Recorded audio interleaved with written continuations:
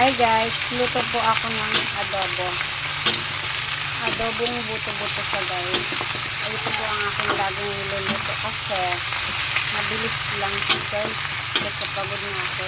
Wala akong ibang maisip na lulutuin. Lalagyan ko siya ng yan para malinam ng hamster and ang ilalagay ko. Try nyo po. Try nyo po magluto ng may hands. Ang sarap niya, matamis-tamis. And then, ang tidbit.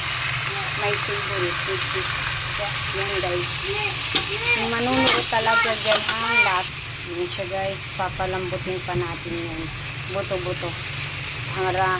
Hanggang sa lumapot siya guys. Ito pa po, nilagyan ko na rin po siya ng toyo. Yan, toyo and then suka.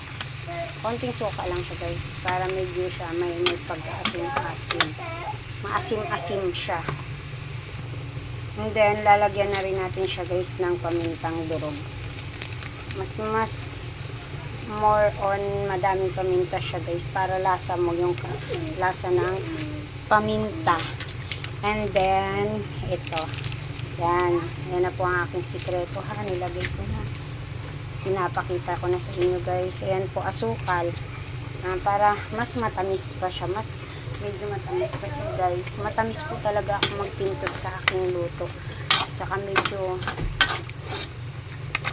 favorite ko ang matamis-tamis. Yan siya guys. Aanoyin na natin siya. Papalambutin natin ang karne niya hanggang sa lumapot din po ang kanyang sauce. Maging mamantika siya guys. Yan. Watch nyo po ang finish na adobong buto-buto. Thank you for watching. Love you all.